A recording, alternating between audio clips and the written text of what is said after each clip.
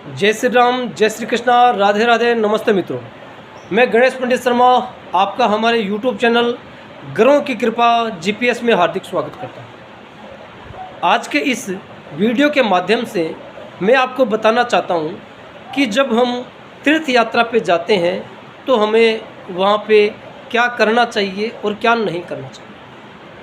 मित्रों, जब हम तीर्थ यात्रा पे जाते हैं, चाहे हम गंगा नदी में स्नान करने के लिए जाएं, यमुना जी में जाएं, नर्मदा जी में जाएं, कावेरी में जाएं, ताप्ती में जाएं, कहीं भी जाएं, तो हमें सबसे पहले एक चीज़ का ध्यान रखना चाहिए कि जब भी हम जल में स्नान करने के लिए उतरें तो सबसे पहले जल देवता को हाथ जोड़ें। उस नदी को वो जिस भी स्वरूप में है, गंगा है तो गंगा माता, नर्मदा है तो नर्मदा माता, ऐसा बोल करके उसे प्रणाम करें।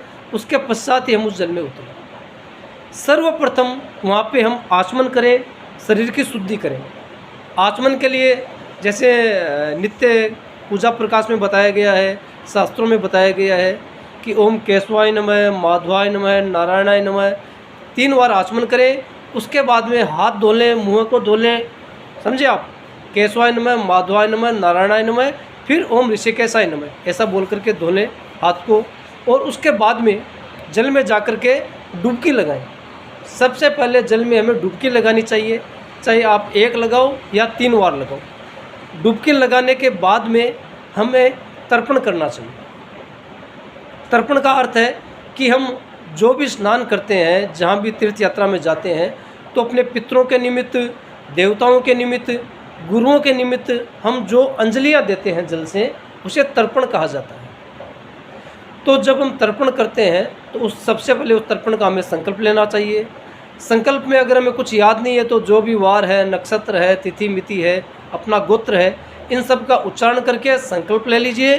और संकल्प लेने के बाद में सबसे पहले पूर्व दिशा में मुँह करके ब्रह्मा विष्णु महेश के नाम से हमें अंजलियाँ देनी चाहिए। उसके बाद में घूम करके उत्तर दिशा में हमें मुँह करना चाहिए। और उत्तर दिशा में हमें सप्त ऋषियों का, गुरुजनों का, जो भी ऋषि महात्माएँ हैं, उनके निमित्त हमें अंजलियाँ देनी चाहिए। उसके बाद में दक्षिण दिशा में मुँह करके हमें अपने पितरों के निमित्त अंजलि देनी चाहिए। पितरों के निमित्त जो भी जलांजलियाँ लगती है, तिलांजलियाँ लगती है, वो सब दक्षिण दिशा में मुँह करके लगाई जाती है।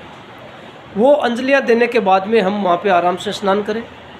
स्नान करते वक्त इस चीज़ का हमें विशेष ध्यान रखना चाहिए कि किसी भी तीर्थ में हमें शैम्पू, साबुन, इन वस्तुओं का इस्तेमाल कभी नहीं करना चाहिए, क्योंकि इसके द्वारा हम शरीर का जो मैल धोते हैं उससे हमें पाप लगता है। क्योंकि तीर्थों में हम जाते हैं पुण्य प्राप्ति करने के लिए, अपने मन का मैल धोने के लिए, अपनी आत्मा की शुद्धि के लिए। वहाँ पे हमें शरीर की शुद्धि का ज़्यादा ध्यान नहीं देना चाहिए, खाली स्नान करके बाहर आ जाना चाहिए। वहाँ पे हमें साबुन का इस्तेमाल नहीं करना चाहिए, वहाँ पे हमें शैम्पू का इस्तेमाल नहीं करना चाहिए, और ना ही फिर वहाँ पे कपड़े धोने चाहिए। बाहर आए, कपड़े निचोए, हो गया। वहाँ पे सिर्फ इतना ही करना चाहिए। इसके साथ साथ मित्रों, हमें एक चीज़ का ध्यान देना चाहिए कि तीर्थ में से जब भी हम बाहर निकले तो कभी भी शरीर को पोंछना नहीं चाहिए, क्योंकि नहाने के बाद में जो जल माथे के द्वारा, बालों के द्वारा शरीर पे, ज़मीन पे नीचे गिरता है, उस जल को देवता ग्रहण करते हैं। हाँ, ये बात मैं आपको स्पष्ट रूप से कह देना चाहता हूँ कि सर पे जो जल होता है उसको देवता ग्रहण करते हैं। सर से लेकर के नाभि तक का जो शरीर है, वहाँ का जो जल है उसे पितृगण ग्रहण करते हैं। और नाभि से नीचे के शरीर के अंगों का जो भी जल नीचे गिरता है उसे जीव जंतु, कीड़े मकोड़े, ये सब ग्रहण करते हैं। इसलिए कभी भी शरीर को तीर्थ स्नान करने के बाद में पोंछना नहीं चाहिए। मित्रों, इसके बाद में उस तीर्थ स्थान पे जो भी हमें भिखारी मिले, जो भी गरीब लोग मिले, उनके निमित्त हमें कुछ न कुछ वहाँ पे दान पुण्य करना चाहिए। ब्राह्मणों को भोजन करवाना चाहिए। गायों के निमित्त हमें दान पुण्य करना चाहिए, क्योंकि शास्त्रों में, पुराणों में, वेदों में गुरुजनों ने जो तीर्थों की महिमा बताई है उसमें बताया गया है कि अगर हम किसी भी तीर्थ में कोई भी दान पुण्य करते हैं तो उस दान पुण्य का महत्व साधारण दिनों में या अपने घर पे जो पुण्य करते हैं उससे 1000 गुना ज़्यादा होता है।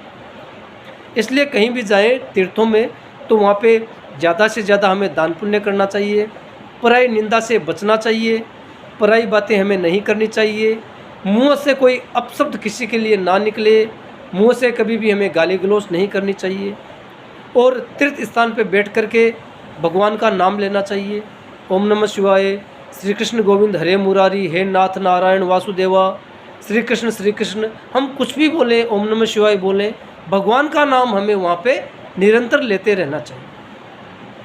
तो मित्रों, ये बातें मैंने आपको तीर्थ स्नान के बारे में बताई है और आपसे मैं आशा करता हूँ कि जो मैंने आपको ये बताया है आप उस चीज़ को आप फॉलो करोगे, उस चीज़ के प्रति आप जागृत होगे और आपने आज तक कोई भी प्रकार की भूल की है वो भूल आप दोबारा नहीं दोहराओगे। जय श्री कृष्णा, जय श्री पंडित जी महाराज की, राधे राधे।